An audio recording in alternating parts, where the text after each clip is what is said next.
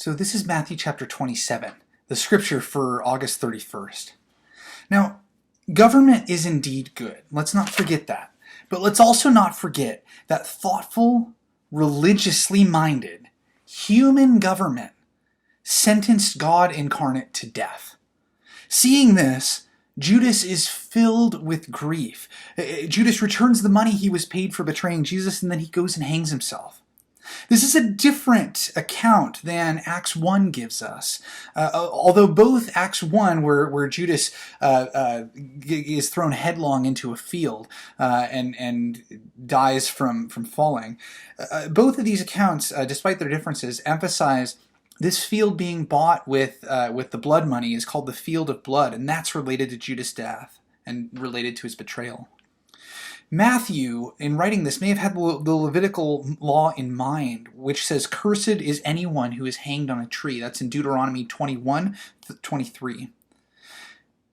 It seems strange that Judas would be filled with guilt over his betrayal. I mean, what did he think would happen? Well, perhaps he hoped to force Jesus' hand into acting more openly against Rome. Whatever the case, when Jesus comes before Pilate, he knows that Pilate doesn't care for all of this religious squabbling. Pilate cares whether or not Jesus has been fomenting sedition within Judea. That's what Pilate is charged to care about by Rome. So Pilate is unconvinced about whether or not Jesus has indeed been fomenting sedition, and so he puts the choice to the crowd whether to free Jesus of Nazareth or whether to free Jesus Barabbas. How differently does Pilate treat the crowd than Jesus did? Jesus cared for the crowd, and for that reason didn't base the decisions he made off their opinions alone.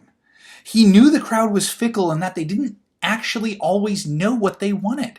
So to ask them to make a decision of such weight and magnitude, that was giving them more power than they actually ought to have, than they actually really wanted to have.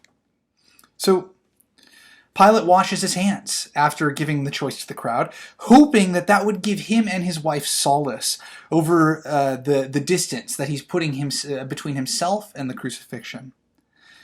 Now, as I've mentioned before in the Mark 15 video, there's many parallels between the crucifixion and the 22nd Psalm. And Jesus absolutely intends to reference Psalm 22 with saying, my God, why have you forsaken me?" But more than this, in taking upon himself the sins of the world, the Son experiences full estrangement from the Father and from the Spirit. Isolation from relationships is one of the most pervasive effects of sin. It shatters bonds between people, between one another, and it also shatters bonds between people and the God who loves us. Jesus, in taking on the sins of the world, is no different. And the bonds are shattered between him and his friends, and between him and the God who he's been a part of since before the beginning of time. Now, instead of several disciples coming to Pilate to obtain Jesus' body for burial, like what happens with John the Baptist, only one disciple, a disciple unmentioned until this point in the gospel, a disciple who had been operating more or less in secret, Joseph of Arimathea, asked for the body of Jesus. Where were those closest to him? Some women, including Jesus' mother and the mother of James and John, who before this had come asking for James and John to be at the right and left hand of Jesus, the greatest spots in his kingdom, they were far away, at a distance.